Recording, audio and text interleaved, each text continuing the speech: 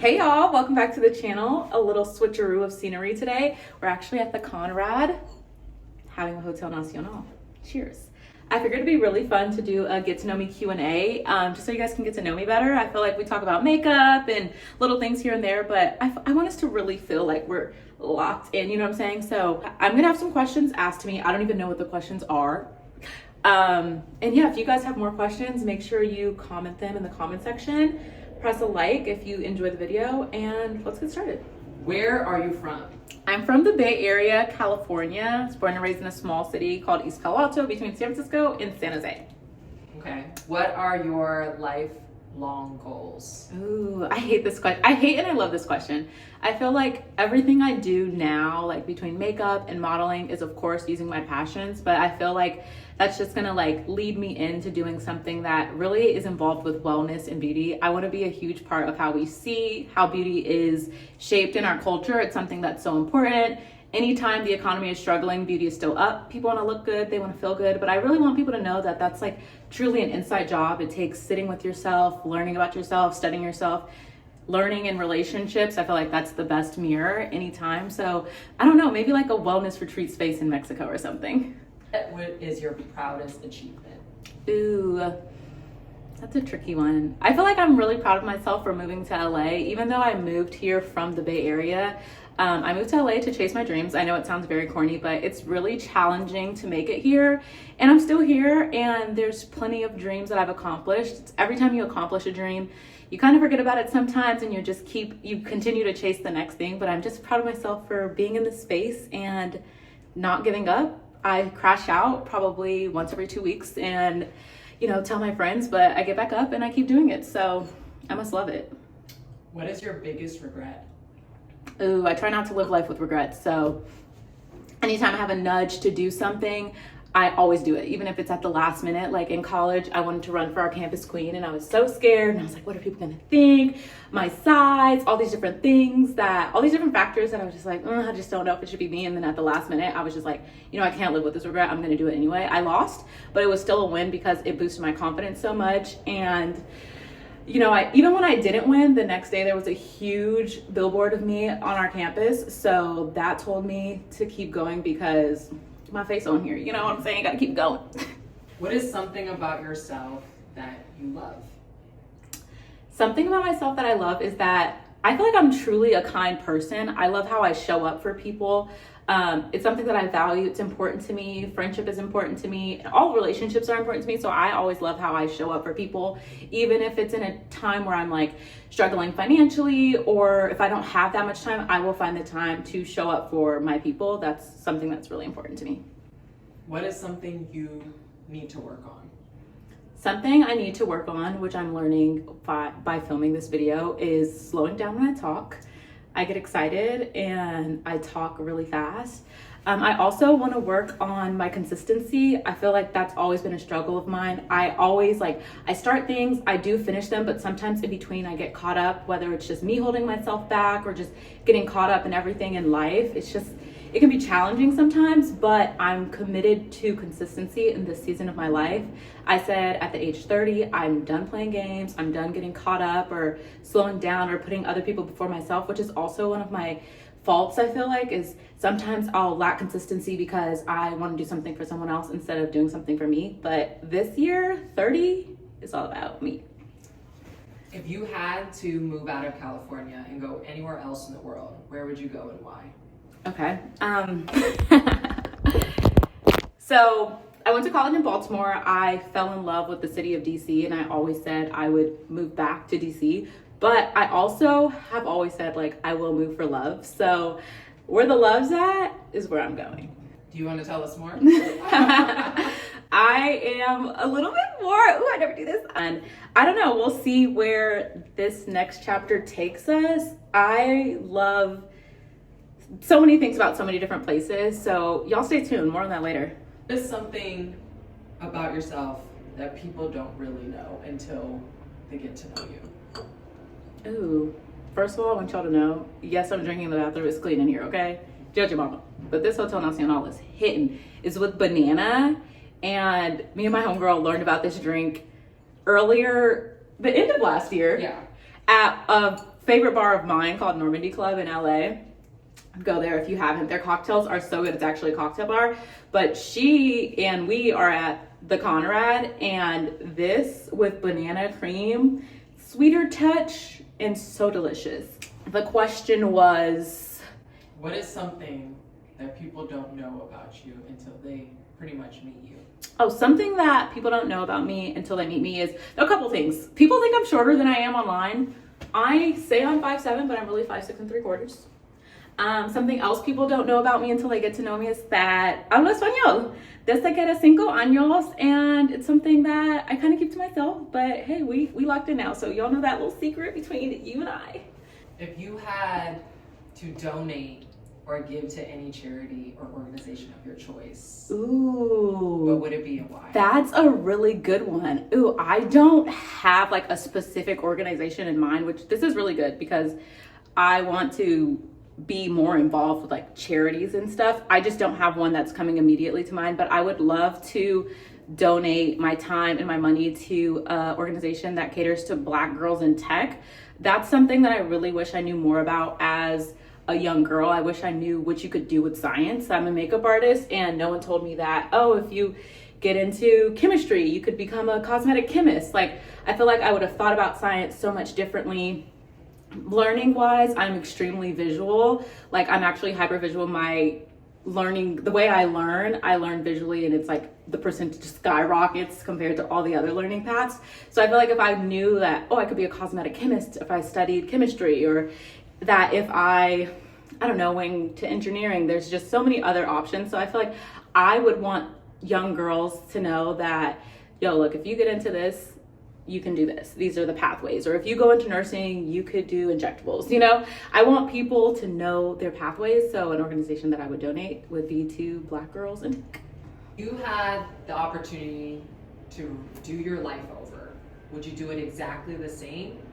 Or would you change it? And if you change it, what about it would you change? Ooh, I know I said I try not to live with regrets, which I don't regret it. But if I could change anything, there would be a couple things that I would change. So I went to a private girls' school for middle school, and I feel like for my learning, that was a really good space for me to be in, both in a fully female environment at such a young and pivotal age in so many girls' lives. I feel like it was a space where I felt more safe than I would have felt at like a, I felt more safe than I would have felt like at a public school with both boys and girls. So I love that. I wish I would have went to a private girls' high school, and then I would have definitely selected another college. No harm to my college. Absolutely had a great experience. I went to Coppin State University. It's a small HBCU in Baltimore, Maryland. But I wish I would have gone to a college that catered to what I really wanted to do, which was journalism at the time. And I feel like, well, one, I chose Coppin because they gave me more money. It was going to put me in less debt, which I do feel like is a really great reason to go, but I feel like it would have been worth a little bit more debt just for the network. Like, college is really where your networking starts. I mean, me, I'm a talk regardless, so I feel like I made a great network. I made friends at like Hampton, Howard, and so many different HBCUs around me, but that would be one thing that I would change. I wouldn't even change my degree so much. I think my path is uniquely mine, and what I'm finding along the journey is that God really wants me to be an entrepreneur. So with the consistency, we're gonna get to where we need to be, but I would definitely change where I went to college. And if I were to go to grad school, because sometimes I still think about that, USC, if you're listening, pick me up. I'm ready. I'll be a Trojan. I'll study something, I don't know. What chapter of life are you in currently? I'm in living and loving my life. I'm in freedom mode. I'm in communication mode. I feel like I got lost in the sauce a little bit there for a second, but I'm back. I feel like Devon. I feel like I'm just living and loving life. I just dilly-dally through the day and through the world. And I feel like even though I'm in a season where everything doesn't always make sense to me, I know that everything is working for me, and I have a really great feeling. I've been saying this since last April about this June, and June is already showing out for me, and we just got through the first week of June. So I'm really excited, and yeah, it should be fun. I mean, it's life, you know, it's always gonna ebb and flow. What advice do you have to your younger self? Ooh, Advice I would give to my younger self, very insecure, very self-conscious, but always knew who I was at the same time, was to just always be you. It sounds very corny and cliche, but you know, listen to that inner voice that my stomach always tells me like which way to go, what's wrong or right, and how I'm feeling, but to always listen to that inner voice. And when you do, you'll always be led the right way, even if it doesn't make sense to everyone else. I heard, I think it was Bozoma St. John say before, when she was just talking about some of her career decisions and choices that she made, she said she always went with her gut, even if it wasn't rational to everyone else. And I feel like I've always been that way too, even if it's something as simple as finding a parking spot. I'll be like, oh, I just feel like turning right, so I'm gonna turn right, and then boom, a parking spot. They also talk about that in The Secret. That's just like a micro way to start trusting yourself, is with little things. So my biggest piece of advice would be to be yourself and listen to yourself.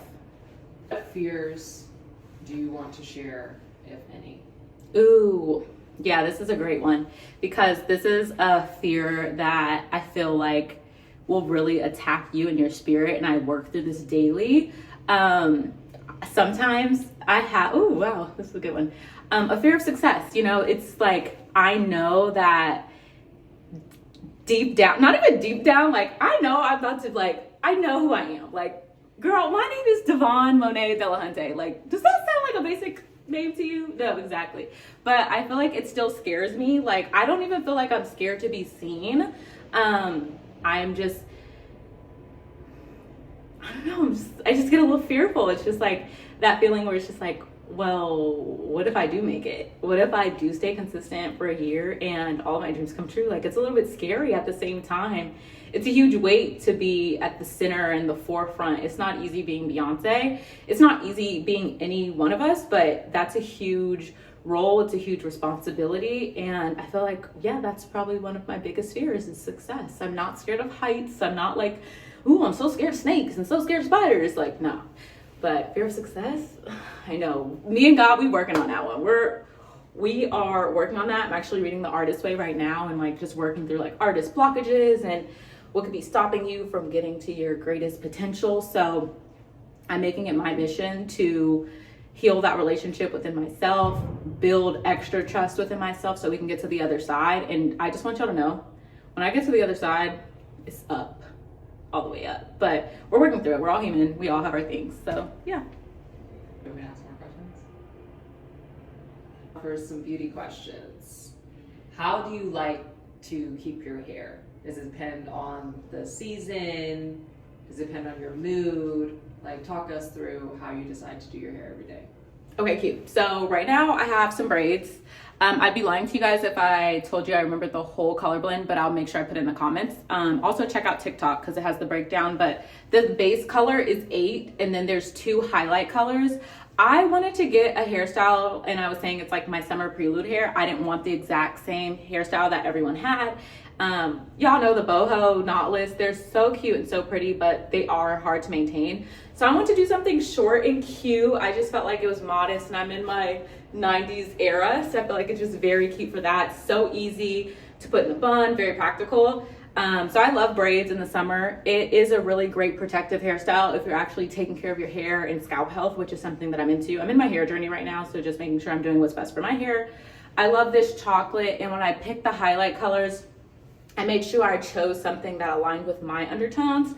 I know everyone's in their like 38-4 combo, whatever, but I knew those colors wouldn't work for me because I'm not that warm. So that's how we ended up here with this length, this color combo, all the things. I'm natural. I have never had a relaxer or any extra things in my hair. I used to dye my hair a lot in college, and that was not the healthiest for my hair. So I keep my regular natural hair color, and I wear my hair mostly in a fro, a slick back, which I really try not to do. I love a slick back, but girl, the edges, like, we want these for the rest of our lives. So I had to give it a break. But that's a little bit about my hair. And yeah, stay tuned to TikTok though, because that's where I'm gonna update you guys on my hair journey and all those things. So yeah, once we take these out, we're getting a trim, and I've really been wanting a curly flip over. It's actually on my bingo board for 2025 to get a curly flip over weave. So stay tuned for that. What are your holy grail beauty products? Ooh, okay. So my holy grail beauty products aren't like just random things at Sephora. I always speak from a pro's perspective because I'm a pro makeup artist. So I absolutely cannot live without my Blurring Balm Powder by Danessa Myricks.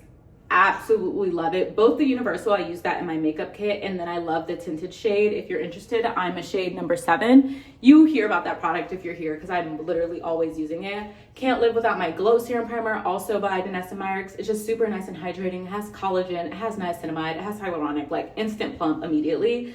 Those are bomb. Lately, I have been obsessed with the Merit Glow Stick. I love that both lit from within glow and that kind of dewy, ethereal glow on skin. So that sits so beautiful on skin. Body glow, I still have my Fenty Body Glow, the lava one. That eats. But another thing that I've been liking for body is going to be the Patrick Ta, his new body collection. Josie Maran is another one. I'm so into body in like, you know, side note, everyone always tells me I feel soft, so take these recommendations. Josie Maran, Exfoliate, Naturium Body Wash is fire. I would say those would be my holy grails. Oh, how dare I forget? Romeo. Romeo's here. Romeo, come here. Oh, you're a little thick right now. Romeo, say hi. So, I don't know how I almost forgot this, but my Rare Beauty brow gel. I'm a brow gel girl, and I always used to use the Refi. I love the Refi because it's so functional. It has a brow spoolie on the other side, but the Rare Beauty is a flexible hold gel. The Rare Beauty is a flexible hold gel, and it is so good to die for. I always recommend it to everyone. But Refi reformulated, so I need to try the reformulation. What are some overrated beauty products? Okay. I'm not going to tell y'all what's overrated. I will tell y'all to stop spending your dollars buying the same product from different brands. Like what I find is that people are like, oh, I love pink blush. So you have pink blush from every brand. Y'all, there's only like 2 or 3 manufacturers in the world. They're similar in some way formula wise. So that would be my greatest tip. I'm not going to say what's overrated or overhyped because that's personal preference. You know, I'm a pro. I'm not in my like, I see, I buy type of era when it comes to beauty. I used to be on that, but I'm not there anymore. So I'm just going to tell you, if you're shopping for new brands, buy different products, try different colors that you wouldn't use. Otherwise, you're going to have a whole blush collection with the same color from, say, Rare Beauty, Huda, Hourglass. And it's just like, oh, what are y'all even doing? You know? What am I doing? I have so much stuff I need to get rid of. Don't even get me started on eyeshadow palettes in 2017. Like, it's ridiculous at this point. You don't need it all. You only have one set of features. Be for real. Do you prefer makeup looks in 2025, 2020, or the early 2015 era? Ooh, that's a good question. So I started wearing makeup in like the early 2015 era, and I used to be beat down. But it was also at that time that I realized I wanted to have like a really refined beauty style. I wanted my makeup to look airbrush, flawless, ethereal, timeless. And from that time, I started evolving my craft. I'm naturally extremely heavy-handed, so I started being mindful of my brush stroke when I'm doing makeup and just really refining that look. Now it's 2025. Everyone loves the clean girl aesthetic. I feel like I refined my style when it comes to like clean girl-ish. I hate that vibe. In like 2019, 2020. So I've been on this. I love the natural look. I'm actually not even wearing makeup today, just a lip and brow. And I just feel like this eats. Like, we want to know what you look like. This is beauty. We're here to enhance. I love a good full beat, a full glam, but not for every day. I don't feel like it's always necessary. I love bringing out the natural beauty in everyone. Like, for example, Cardi B Belcalis is gonna eat down a beat, but she is absolutely stunning, and I would love to just see her in like a really pretty natural glam because the girl's stunning. And yeah, it just changes everything when you have like a super beat and a natural beat. And I love a natural beat. That's just me. What are some basic things that people can do to make their makeup look better? I love this question. Great makeup starts with even better skincare. Take care of your skin day and night. Make sure you're washing, double cleansing, all the things. And make sure before you do your makeup, you prep your skin well. That is gonna lay the true foundation for a great makeup application. As makeup artists, we can also only do so much, babe. You have to be taking care of your skin before you come sit in that chair. We're not surgeons, we're just artists. But would you say you prefer clean girl makeup or soft glam looks to more exaggerated or extra makeup? I love a clean girl, soft glam. Like I live in that space. I just think it's really pretty. I love even like a soft beat or like a natural glam. Even involving some color, I just love the skin to look like skin. The best color match we can get, minimal texture, and just really accentuate the skin. Anything done on the eyes, I mean, you're not gonna come to me for no cut crease. I'm not doing that. Maybe a soft one, maybe. But I like to live in the soft to natural glam space. That's what makes me feel good. That's the makeup that excites me. I love a beautiful bridal look. It's just, in 2035, you'll look at a clean or soft look and be like, that's still beautiful. I love makeup to look like that. What are your top 3 foundations? I love NARS Natural Radiant Down. Do I have a shade? No, because NARS runs super warm or cool. I mean, you could mix and concoct to get my shade, but NARS Natural Radiant will forever eat down. I love Dior Face and Body and MAC OG Face and Body. I used to mix MAC Face and Body with Studio Fix Fluid. That used to be my combo for years, but we'll go Dior Face and Body, NARS Natural Radiant Longwear, and not a foundation, but I have to say Janessa Myricks Yummy Skin Tint. And Milk is coming in a heavy 4th. Yeah, those are skin tints though, so, 2 foundations, 2 skin tints. What are your top 3 fragrances? Ooh, I am in my fragrance era. What I learned early, which I love and hate, is that I have a very expensive fragrance taste. Delina La Rose. The exclusive is really pretty, but it's just a little too powdery, whereas the La Rose has lychee and it just takes it there. Endless confidence. It's next level. Laredo Mojave Ghost. It just smells so fresh, divine. Oh, people are like, what is that? I also love Le Labo Santal. It's something about it. I love that, especially on others. It's so beautiful. And I'll say with the fragrance I'm wearing right now, I love Rihanna's fragrance. I know it's either hit or miss, but it sits well on me. I'm not sure if it's the Pisces energy or what it is, but it just smells so divine. A warm floral is gonna do it for me every time. I love a warm and sweet gourmand. I love a warm and sheer, a warm floral, and sometimes a fresh. What brushes do you use when applying makeup that are your go-to? Tools are extremely important. They make or break your makeup look. I love the Janessa Myricks Yummy Face 1.0, 2.0, and 3.0. Both the base and concealer brush. Those are great. I love the Makeup by Mario F4 brush. It's double-sided. It's so beautiful. It applies foundation beautifully. And I think it's only $35, so you basically get 2 brushes for 1. The Sephora collection brushes are amazing. All of them from the Pro line and My Kit Co. If you're willing to drop a dime on your brushes, which you should wash them, you should dry them, and brushes will last you forever. Also MAC before they went synthetic, which that was a while ago. Those are some of my favorite brushes and I still have them to this day. How'd you get your start in beauty?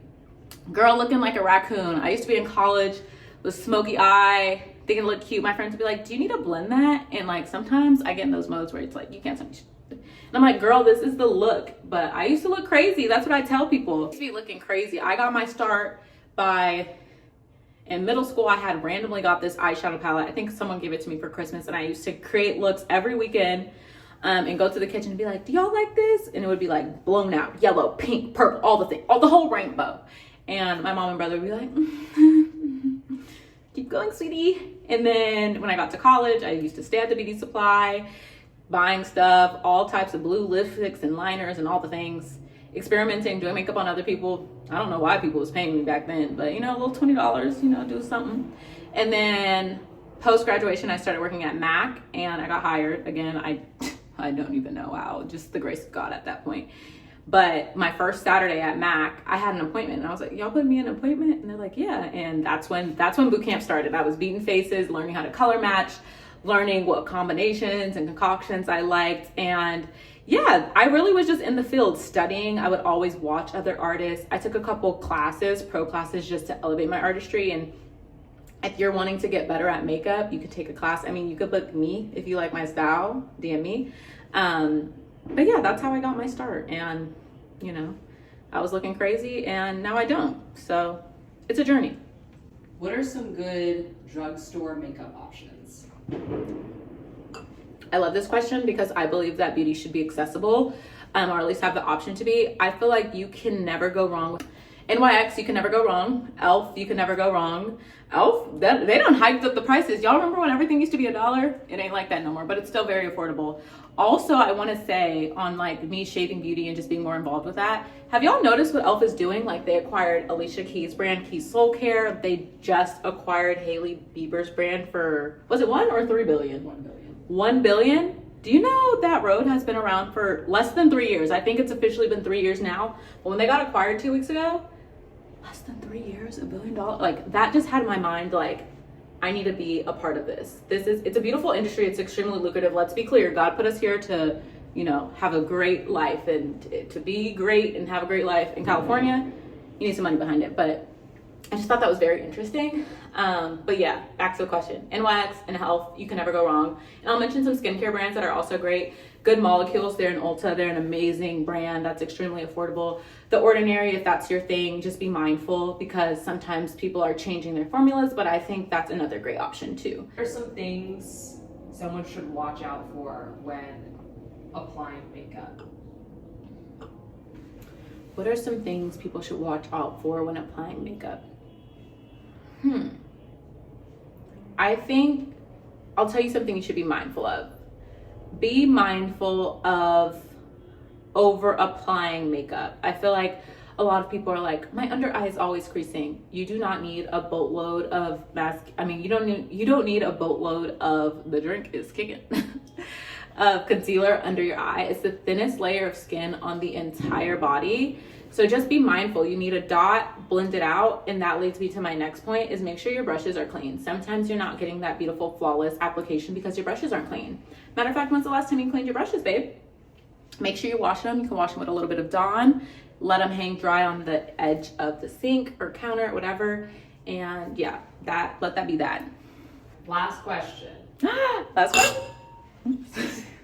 Sorry. If you had $1 million to create any makeup product, what would it be and why? This is good, and I actually was just talking about this, and it's funny because I was just thinking about this last night and I didn't say a word to a single person. If I launch a product, I'm going body care. Body care line, our skin is our largest organ. It's really important that we cater to our skin and take great care of it and really just develop that self-care ritual. People always tell me my skin is soft. I told y'all, and I feel like that is something that I take very serious. I love my skin to be even. I love it to be nice and soft. And I would just make sure that the product is packed with nutrient-rich ingredients and not have all of the BS and the fluff and the filler.